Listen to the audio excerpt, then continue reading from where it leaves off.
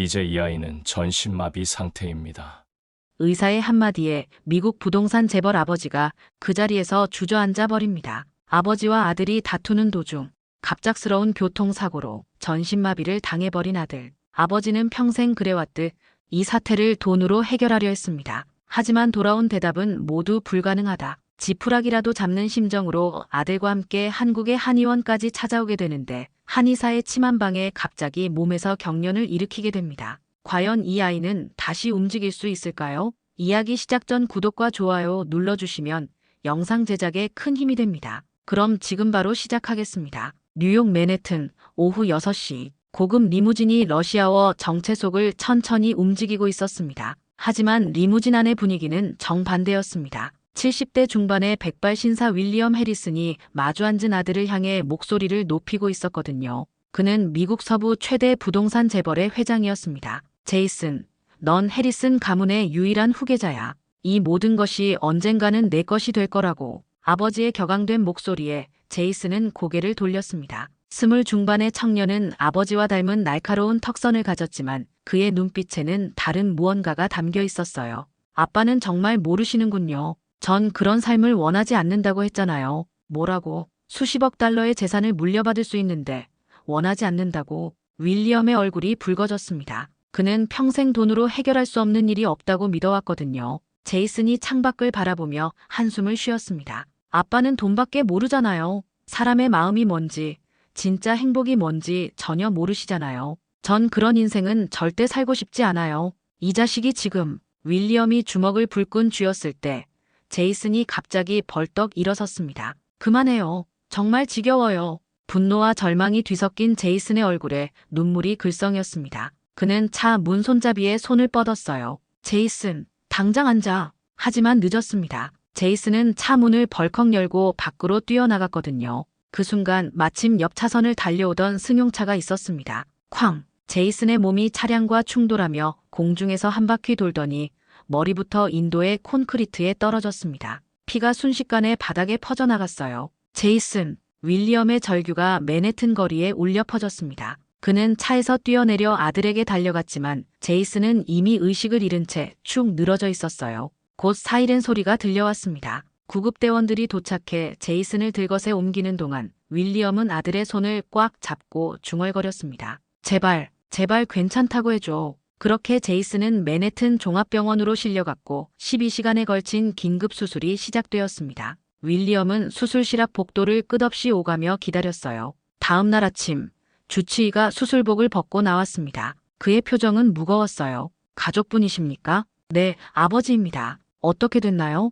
의사는 잠시 망설이더니 냉정하게 말했습니다. 척수 손상이 심각합니다. 목 부분의 척추뼈가 부러지면서 척수를 압박했어요. 생명에는 지장이 없지만 다시는 걸을 수 없을 것 같습니다. 윌리엄의 얼굴이 하얗게 질렸습니다. 사지마비입니다. 목 아래로는 움직일 수 없어요. 하지만 뇌 손상은 없어서 의식과 대화는 가능합니다. 그 순간 윌리엄의 다리에서 힘이 빠졌습니다. 수십억 달러의 재산을 가진 그였지만 아들의 다리를 다시 움직이게 할 수는 없었거든요. 그는 복도 벽에 등을 기대고 주저앉으며 처음으로 오열했습니다. 돈이 무슨 소용이야. 제발 내 아들을 살려줘. 제이슨이 의식을 되찾은 것은 사고가 난 지 3일째였습니다. 그가 눈을 떴을 때 가장 먼저 본 것은 아버지의 초췌한 얼굴이었어요. 제이슨, 정신이 드니? 제이슨은 입술을 움직여 작은 소리로 대답했습니다. 아빠, 제가 왜 여기 있죠? 제이슨은 곧 자신의 상태를 깨달았습니다. 아무리 애를 써도 손가락 하나 움직일 수 없었거든요. 제 몸이 왜 이래요? 그때부터 윌리엄의 필사적인 노력이 시작되었습니다. 그는 전 세계 최고의 의료진을 뉴욕으로 불러들였어요. 독일에서 척수 재생 연구의 권위자를, 스위스에서 줄기세포 치료 전문의를, 일본에서 로봇 수술의 대가를 데려왔습니다. 하지만 결과는 모두 같았습니다. 현재 의학기술로는 불가능합니다. 척수가 완전히 절단된 것은 아니지만 손상이 너무 심해서 줄기세포 치료도 이 정도 손상에는 한계가 있습니다. 2달이 지났습니다. 윌리엄은 수억 달러를 쏟아부으며 전 세계를 돌아다녔어요. 스위스의 재활병원, 독일의 척수 전문 클리닉, 일본의 첨단 의료센터. 하지만 어디서도 희망적인 대답은 들을 수 없었습니다. 제이슨의 상태는 점점 더 나빠졌어요. 몸을 움직일 수 없다는 절망감이 그의 정신까지 갉아먹고 있었거든요. 아빠, 그냥 이렇게 죽고 싶어요. 무슨 소리야? 포기하면 안 돼. 무슨 의미가 있어요? 평생 이 침대에서만 살아야 하는데.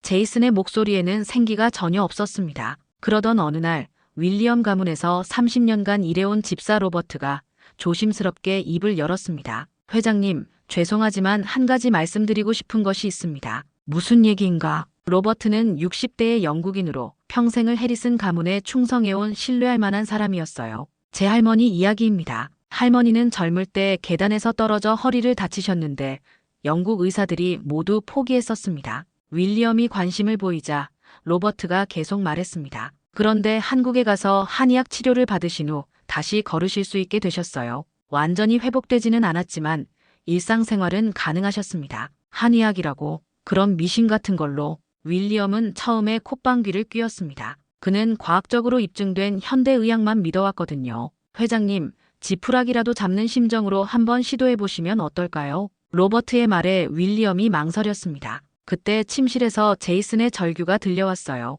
차라리 죽여줘요. 이렇게 사느니 차라리. 그 소리를 들은 윌리엄의 마음이 흔들렸습니다. 좋다. 한국으로 가자. 정말이십니까? 로버트, 당장 한국행 전용기를 준비해. 그리고 한국 최고의 한의사를 수소문해봐. 그렇게 윌리엄과 제이슨의 한국행이 결정되었습니다. 세계 최고의 부자가 마지막 희망을 찾아 한국으로 떠나게 된 거예요. 한 주일 후 윌리엄과 제이슨은 한국에 도착했습니다. 전용기에서 특수 의료진과 함께 내린 그들은 곧바로 경기도 가평으로 향했어요. 로버트가 수소문에서 찾아낸 한의원이 있었거든요. 차량이 산길을 올라가며 도착한 곳은 윌리엄의 예상과는 완전히 달랐습니다. 울창한 대나무 숲 사이로 보이는 낡은 한옥 건물, 작은 연못과 정원이 있는 소박한 한의원이었어요.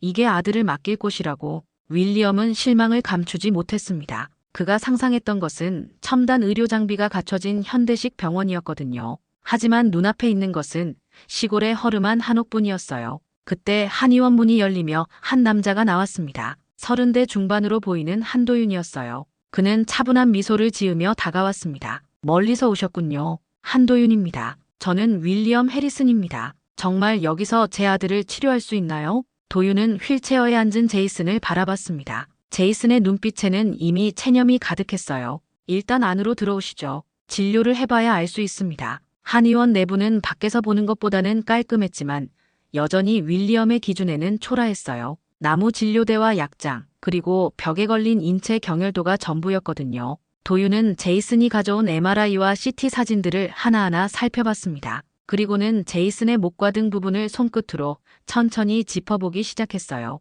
많이 손상됐네요. 하지만 도윤이 잠시 멈췄다가 말했습니다. 아직 포기하긴 이릅니다. 윌리엄이 의외라는 표정을 지었어요. 지금까지 만난 세계 최고의 의사들은 모두 불가능하다고 했었거든요. 정말인가요? 다른 의사들은 모두 불가능하다고 했는데 서양의학과 동양의학은 접근 방식이 다릅니다. 서양의학은 부러진 곳을 고치려 하지만 한의학은 몸 전체의 기운을 돌게 만듭니다. 도윤이 침통을 꺼내며 설명했습니다. 지금부터 목과 허리 부분에 침을 놓겠습니다. 조금 위험해 보일 수 있지만 안전합니다. 저를 믿으십시오. 윌리엄이 깜짝 놀라며 손을 내저었어요. 목에 침을 놓는다고요? 그러면 더 위험해지는 것 아닙니까? 아버지, 괜찮아요. 그때 제이슨이 조용히 말했습니다. 어차피 더 나빠질 것도 없잖아요. 해보세요, 선생님. 도윤은 고개를 끄덕이며 침을 들었습니다. 목 뒤쪽에 정확한 지점에 침이 들어가는 순간 제이슨의 얼굴에 미묘한 변화가 일어났어요. 이상해요. 뭐가 이상하다는 거지? 윌리엄이 긴장하며 물었습니다. 왠지 따뜻해요. 목 뒤에서 뭔가 흘러내리는 것 같아요. 도윤이 미소를 지었습니다. 좋은 신호입니다. 치료가 끝난 뒤 도윤은 윌리엄에게 조건을 제시했습니다. 최소 석 달은 집중 치료를 받아야 합니다. 그리고 아버지께서 직접 아드님의 식단을 관리해 주셔야 해요. 제가 직접요? 치료의 절반은 환자의 마음과 아버지의 헌신입니다. 이곳에 머물면서 매일 치료를 받으셔야 해요. 윌리엄은 여전히 의심스러웠지만 제이슨의 눈빛이 조금씩 달라지는 것을 느낄 수 있었습니다. 며칠이 지나자 윌리엄의 불신은 더욱 커졌습니다. 겉으로 봐서는 제이슨에게 별다른 변화가 없어 보였거든요. 결국 그는 한국 최고의 신경외과 권위자인 박민수 교수를 가평으로 불러왔어요. 박민수는 50대 중반의 의사로 서울대 병원에서 수많은 척수 수술을 집도해온 베테랑이었습니다. 이런 곳에서 뭘 하고 계신 겁니까?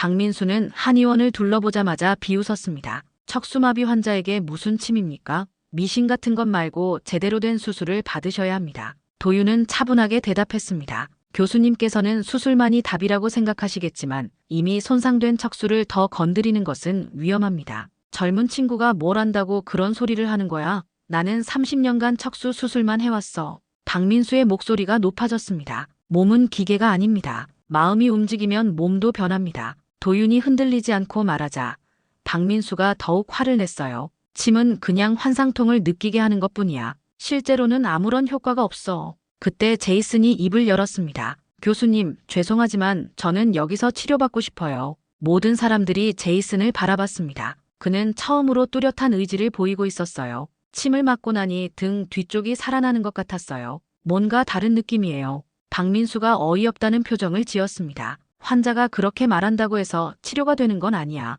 이건 그냥 심리적인 효과일 뿐이야. 그렇다면 심리적인 효과라도 좋습니다. 제이슨이 단호하게 말했습니다. 지금까지 절망만 있었는데 여기 와서 처음으로 희망을 느꼈거든요. 박민수는 더 이상 할 말이 없었습니다. 환자가 직접 거부하는데 강제로 수술할 수는 없었거든요. 좋습니다. 하지만 나중에 후회하지 마세요. 박민수는 조롱을 남기고 떠났지만 제이슨의 태도는 확실히 달라졌습니다. 그날 밤 윌리엄은 아들과 대화를 나눴어요. 정말 여기서 치료받고 싶은 거니? 네, 아빠. 처음으로 뭔가 가능성을 느꼈어요. 제이슨의 목소리에는 예전에 없던 힘이 담겨 있었습니다. 박 교수님 말씀이 맞을 수도 있잖아. 그냥 심리적인 효과일 수도. 그래도 상관없어요. 지금까지는 아무런 희망도 없었는데 여기서는 뭔가 다른 걸 느끼거든요. 윌리엄은 아들의 변화된 눈빛을 보며 마음을 굳혔습니다. 비록 자신은 믿기 어려웠지만 아들이 희망을 갖는 것만으로도 충분했거든요. 치료를 시작한 지 2주일이 지난 어느 날 한의원에 특별한 방문객이 찾아왔습니다. 휠체어를 탄 16살 정도의 서양 소녀였어요. 금발의 파란 눈을 가진 그녀는 밝은 미소를 지으며 한의원 문을 열고 들어왔습니다. 안녕하세요, 선생님. 소녀는 유창한 한국어로 도윤에게 인사했습니다. 엠마, 잘 지냈구나. 어떻게 지내고 있어? 도윤이 반갑게 맞아주자 엠마가 휠체어를 돌려 제이슨을 바라봤어요. 새로운 환자분이시네요. 안녕하세요. 저는 엠마 로엘이에요. 제이슨은 같은 휠체어를 탄 또래를 보고 놀랐습니다. 하지만 엠마의 표정은 자신과는 달리 밝고 희망에 차 있었어요. 저는 제이슨 해리슨입니다. 미국에서 왔어요. 저도 미국 사람이에요. 캘리포니아에서 왔거든요. 엠마가 손뼉을 치며 기뻐했습니다. 윌리엄이 조심스럽게 물었어요. 실례지만 이 아이는 어떻게 여기에? 도윤이 대신 설명했습니다. 엠마는 1년 전에 여기서 치료받았던 환자예요. 승마 사고로 허리를 다쳐서 하반신 마비였었죠. 하반신 마비였다고요? 제이슨이 깜짝 놀라며 물었습니다. 엠마가 밝게 웃으며 대답했어요. 맞아요. 저도 처음에는 절망했어요. 다시는 걸을 수 없다고, 춤도 출 수 없다고 의사들이 말했거든요. 그러면서 엠마는 상체를 움직여 보였습니다. 팔과 어깨, 허리 윗부분이 자유롭게 움직였어요. 하지만 지금은 이렇게 상체는 자유롭게 움직일 수 있어요. 휠체어 농구도 하고 있고요. 제이슨의 눈이 커졌습니다. 정말로 회복된 거예요? 완전히는 아니에요. 아직 걸을 수는 없어요. 하지만 예전과는 완전히 달라요. 엠마가 제이슨의 손을 잡았습니다. 처음 여기 왔을 때 저도 당신처럼 절망적이었어요. 죽고 싶다고 생각했거든요. 하지만 도윤 선생님이 저를 도와주셨어요. 어떻게 도와주셨는데요? 몸을 치료하는 것도 중요하지만 마음을 치료하는 것이 더 중요하다고 하셨어요. 그리고 정말로 마음이 바뀌니까 몸도 따라서 변하더라고요. 윌리엄이 믿기 어렵다는 표정으로 물었어요. 정말 침 치료만으로 그렇게 회복된 건가요? 침 치료도 받았지만 더 중요한 건 희망을 되찾은 거예요. 엠마가 진지하게 대답했습니다. 저는 이제 휠체어 댄스도 하고 그림도 그려요. 예전보다 훨씬 행복해요. 제이슨이 엠마를 바라보며 조심스럽게 물었습니다. 그럼 저도 가능할까요? 물론이죠. 당신도 할 수 있어요. 포기하지 마세요. 그날 이후 제이슨의 태도가 확실히 달라졌습니다. 엠마와 자주 만나 이야기를 나누면서 절망에서 서서히 벗어나기 시작했어요. 윌리엄도 아들의 혈색이 좋아지는 모습을 보며 마음이 흔들렸습니다. 이안의 얼굴이 달라졌어. 그는 혼잣말로 중얼거렸어요. 비록 아직 몸의 변화는 보이지 않았지만 아들이 다시 웃기 시작한 것만으로도 기적 같았거든요. 치료를 시작한 지 한 달이 지났습니다. 비가 부슬부슬 내리는 오후 도윤은 평소보다 더 깊은 곳에 침을 놓기로 결정했어요. 제이슨의 회복 속도를 보아 이제 더 적극적인 치료가 가능하다고 판단했거든요. 오늘은 조금 다를 거예요. 더 깊은 곳에 침을 놓을 겁니다. 도윤이 설명하자 윌리엄이 불안해했어요. 위험하지 않나요? 믿어주세요. 제이슨 씨의 몸이 준비되었다고 느껴져요. 도윤은 특별한 초단침을 꺼냈습니다. 평소보다 더 가늘고 긴 침이었어요. 침이 목 뒤쪽 깊숙한 곳으로 들어가는 순간이었습니다. 아, 제이슨이 갑작스럽게 비명을 질렀어요. 그의 온몸이 격렬하게 떨리기 시작했습니다. 경련이 일어난 거였죠. 제이슨, 윌리엄이 달려들려고 했지만 도윤이 손으로 막았어요. 건드리시면 안 됩니다. 아들이 죽어가고 있잖아. 윌리엄이 절규했지만 도윤은 침착하게 침의 각도를 조정하며 말했습니다. 지금은 지켜볼 시간입니다. 몸에서 변화가 일어나고 있어요. 제이슨의 경련은 점점 더 심해졌습니다. 그의 얼굴이 고통으로 일그러졌어요. 그만해요. 제발 그만해요. 윌리엄이 도윤의 팔을 잡으려 했지만 바로 그때였습니다. 경련이 갑자기 멈췄어요. 한의원 안이 조용해졌습니다. 빗소리만 들릴 뿐이었죠. 그런데 제이슨이 작은 소리를 냈습니다. 그의 시선이 오른손으로 향했어요. 뭐가 어떻다는 거지? 윌리엄이 다가가서 물었습니다. 그때 모든 사람들이 숨을 멈췄습니다. 제이슨의 오른손 검지손가락이 천천히, 아주 천천히 움직이고 있었거든요. 움직여요. 제이슨이 믿을 수 없다는 표정으로 외쳤습니다. 아빠, 제 손가락이 움직여요. 윌리엄의 눈에서 눈물이 흘러내렸습니다. 한 달 동안 꿈꿔왔던 순간이었거든요. 정말이야. 정말로 움직이는구나. 도윤이 침을 빼며 차분히 설명했습니다. 우리 몸은 촘촘한 신경의 길로 이루어져 있습니다. 뼈가 부러져 신경을 누르면 마비가 오지만 신경이 완전히 절단된 것이 아니라면 길은 다시 깨어날 수 있어요. 그럼 아까 그 경련은? 윌리엄이 물었습니다. 신경회로가 다시 열리는 신호였습니다. 지금 제이슨 씨의 몸에서 기적이 일어나고 있어요. 제이슨은 계속해서 손가락을 움직여보며 감격했습니다. 비록 작은 움직임이었지만 그에게는 전 세계보다 소중한 것이었어요. 아빠, 저 정말로 나을 수 있을까요? 윌리엄이 아들의 손을 꽉 잡았습니다. 그래, 넌 반드시 나을 거야. 이제 희망이 보이잖아. 그날 밤 윌리엄은 처음으로 마음 깊은 곳에서 우러나오는 감사함을 느꼈습니다. 돈으로도 살 수 없었던 기적이 일어나기 시작한 거였어요. 비는 계속 내리고 있었지만 한의원 안은 따뜻한 희망으로 가득했습니다. 제이슨의 손가락이 움직인다는 소식은 순식간에 전 세계로 퍼져나갔습니다. 윌리엄의 비서가 SNS에 올린 짧은 동영상 하나가 시발점이었어요. 사지마비 환자가 다시 손가락을 움직이는 장면은 전 세계 언론의 관심을 끌기에 충분했거든요. 이틀 후 가평의 조용한 산골 마을에 각국 언론사의 취재진들이 몰려들었습니다. CNN, BBC, NHK 등 세계 유명 방송사들이 앞다퉈 취재 요청을 해왔어요. 미스터 해리슨, 정말로 한국의 전통의학으로 치료받고 계신 건가요? CNN 기자 리사 톰슨이 카메라 앞에서 질문했습니다. 그녀는 처음에 이 이야기를 들었을 때 믿지 않았었어요. 하지만 직접 제이슨을 보고 나서는 생각이 바뀌었거든요. 네, 맞습니다. 서양 의학으로는 불가능하다고 했던 일이 여기서 일어나고 있어요. 제이슨이 카메라를 향해 손가락을 움직여 보였습니다. 비록 작은 움직임이었지만 의학적으로는 기적에 가까운 일이었어요. 한 달 전까지만 해도 손가락 하나 움직일 수 없었는데 지금은 이렇게 조금씩 움직일 수 있게 되었습니다. 기자들이 웅성거렸습니다. 실제로 목격하고도 믿기 어려운 일이었거든요. 그때 예상치 못한 방문객이 나타났습니다. 박민수 교수였어요. 그는 뉴스를 보고 다시 가평으로 달려온 것이었습니다.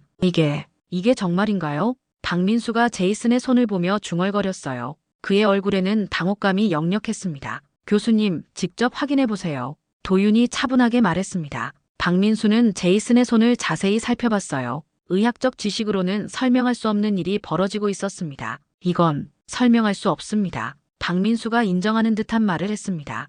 현대의학으로는 이해할 수 없는 일이 일어나고 있네요. 기자가 도윤에게 마이크를 향했습니다. 선생님, 이건 의학입니까? 아니면 기적입니까? 도윤이 잠시 생각하더니 대답했어요. 기적은 기술이 아니라 사랑에서 옵니다. 사랑이요? 제이슨 씨를 살린 건 침이 아니에요. 아버지의 사랑과 자신을 포기하지 않는 마음이 몸을 바꾼 겁니다. 윌리엄이 아들의 어깨에 손을 올리며 말했습니다. 저는 그동안 돈이면 모든 걸 해결할 수 있다고 생각했어요. 하지만 틀렸습니다. 정말 중요한 건 사랑이었어요. 그의 목소리는 떨리고 있었습니다. 제이슨, 이제야 내가 내 삶의 전부라는 걸 제대로 안다. 제이슨이 아버지를 바라보며 미소를 지었어요. 저도 아빠가 얼마나 저를 사랑하는지 알게 되었어요. 부자의 손이 맞잡혔습니다. 수십 년간 돈과 사업 때문에 멀어져 있던 아버지와 아들이 진짜 가족이 된 순간이었어요. 박민수가 조용히 도윤에게 다가왔습니다. 선생님, 죄송합니다. 제가 무지했습니다. 괜찮습니다. 저도 처음에는 서양 의학을 무시했었거든요.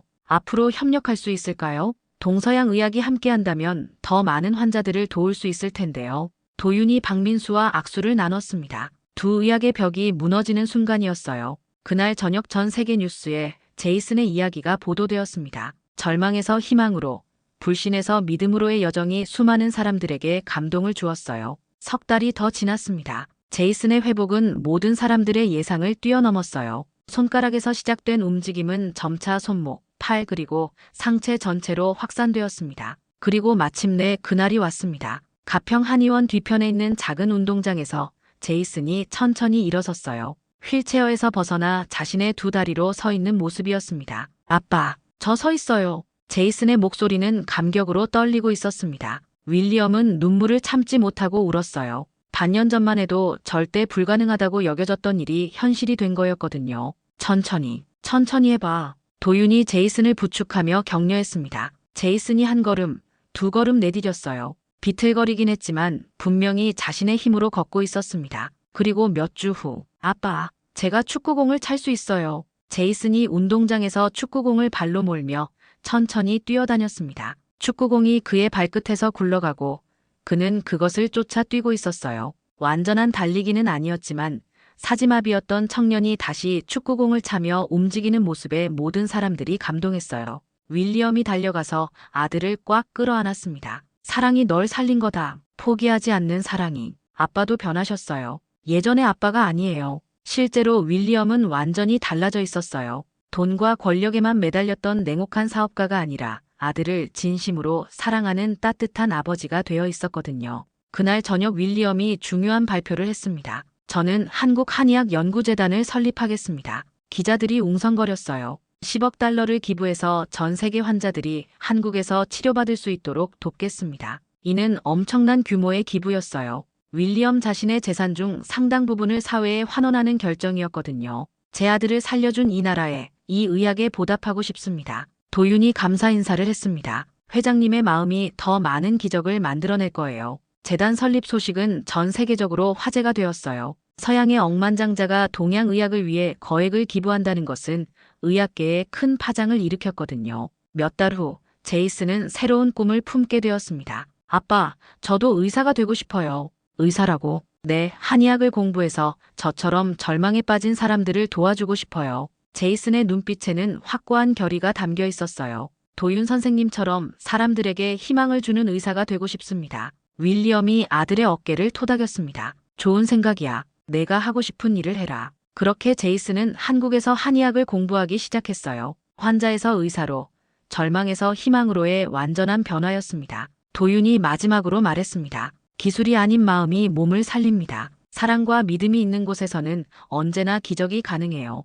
햇살이 가평의 한옥 지붕을 비추고 있었습니다. 절망을 넘어선 희망, 불신을 넘어선 신뢰, 그리고 사랑과 의지의 기적이 증명된 곳이었어요. 제이슨의 이야기는 전 세계 수많은 환자들에게 희망의 메시지를 전해주었습니다. 포기하지 않는 한 기적은 언제나 가능하다는 것을 보여준 진정한 기적의 이야기였어요. 지금까지 절망에서 희망으로, 불신에서 믿음으로 변해간 제이슨과 윌리엄 부자의 감동적인 이야기를 들려드렸습니다. 돈으로도 살 수 없었던 기적이 사랑과 포기하지 않는 마음으로 이뤄진 진정한 기적의 이야기였어요. 오늘 이야기가 마음에 드셨다면 좋아요와 구독 부탁드립니다. 그리고 여러분도 절대 포기하지 마세요. 사랑과 믿음이 있는 곳에는 언제나 기적이 가능하니까요. 다음 시간에도 더욱 감동적인 이야기로 찾아뵙겠습니다. 감사합니다.